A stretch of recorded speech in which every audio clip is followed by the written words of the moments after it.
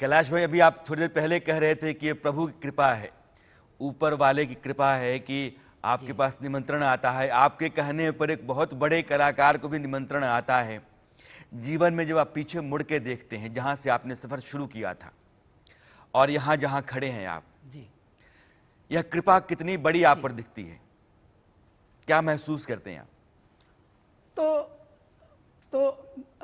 यशवंत भैया, आपको पता भी है हमारे जीवनी के बारे में थोड़ा तो, पर हम अब दर्शकों के साथ और भी पुनः साझा करते हैं।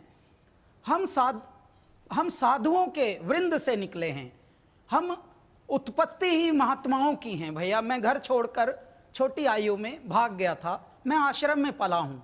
और जैसे अनाथ बालक कोई गिरजाघर में पले, कोई आश्रम में पले, भगवान ने हमको आश्रम में भेज दिया। हम ऋषिकेश में रहे, साधुओं में रहे, साधु संतों में हमारा जीवन आगे बढ़ा। अच्छा, किशोरावस्था से ही हमने बस पीतांबरी देखी, पीले वस्त्र पहन पहन के हम आगे बढ़े हैं। अब जीवन में जब हमें परमात्मा ने यहाँ मुंबई भेजा, तब हम थोड़े थोड़े हमारे तिनके पकने लगे थे।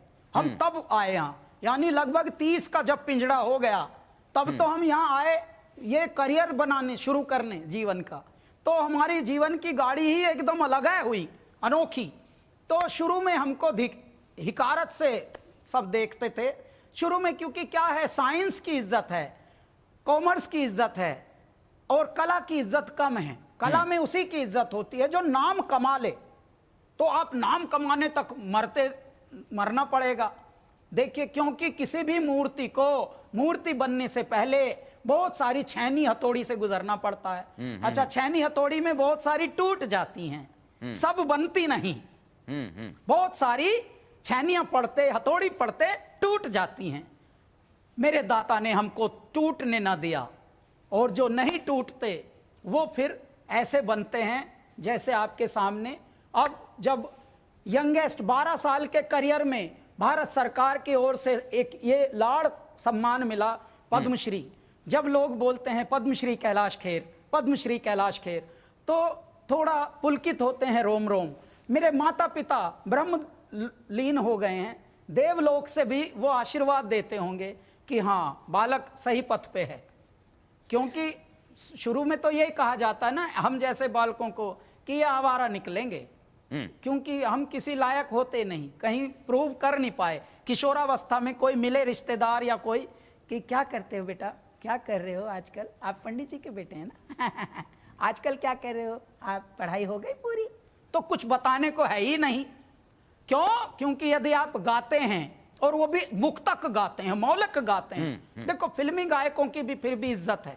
फिल्मी गायक कहीं ऑर्केस्ट्रा में गा लेगा, कहीं होटल में गा लेगा, और तो और आपका कैलाश खेर जैसा जिद्दी पागल, वो और ज्यादा संघर्षों से गुजरना पड़ता है, और ज्यादा विषमताओं से गुजरना पड़ा। क्यों? क्योंकि जो सब करते हैं वो हम बचपन से करते ही नहीं। हमारे पास चॉइस थी। जब हमसे कोई पूछता है कि इंटरव्यू में कि भाई आप इतने भूखे क्यों रहे, आप तो गुरुद्वारे में खा सकते थे, गुरुद्वारे में तो लंगर होता ही है, और आप जब गाते ही थे तो आप जागरण में गा लेते थे बचपन से ना। जो सब करते हैं वो मुझे नहीं करना, और जो होना चाहिए जैसा जैसा हमारे हृदय में आता है कि मैं यदि ईश्वर का नाम लूं तो मैं ड्रामा करके ना लूं, ऐसा लूं कि बस जब हम नाम लें तो ऐसा लगे जैसे सारा जग नाम ले रहा हो। तो ये कारण था। ऐसे लोग जिद्दी होते हैं, चातक प्रवृत्ति के होते हैं भाई। कोई दो रानी, बहुत लंबे समय से मैं आपको जानता हूं। जो स्वाति नक्षत्र, आप में 2-3 चीजें हैं। मैंने कैलाश नक्षत्र में बरसता है, 1 वर्ष में वही अमृत की बूंद पीता है चातक।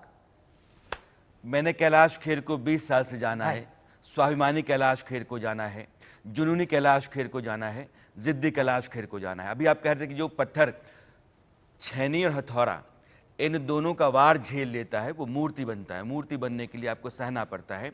लेकिन मूर्तियों में भी जिनकी प्राण प्रतिष्ठा हो जाती है वो विग्रह होती है। विग्रह बहुत कम मूर्तियां होती हैं।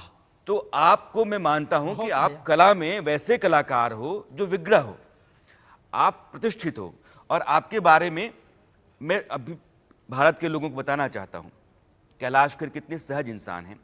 कोविड का दौर चल रहा था, मैं दफ्तर आ रहा था, उसमें कुछ नहीं दिखता था, सिर्फ इक्का दुक्का लोग थे, या तो वो हॉस्पिटल जाते आते एम्बुलेंस या पुलिस या फिर हम जैसे पत्रकार। उस दौरान मैंने कोविड को लेकर गीत लिखा, गाड़ी में चलते समय मैंने गीत बनाया, ऑफिस की सीढ़ियाँ चढ़ते समय मैं कैलाश जी को फ़ोन किया। मैंने कैलाश भाई ये गीत मैंने लिखा, अगर आप गा करके भेज देंगे तो ये मैं लोगों के बीच में भेजूंगा और ये एक संबल होगा, लोगों को आपस में जोड़ने का होगा। 2 घंटे के भीतर तानपुरे पर कैलाश खेर ने वो गाना गा करके भेज दिया। कैलाश खेर इतने बड़े गायक, लेकिन उन्होंने कोई सवाल मुझसे नहीं किया।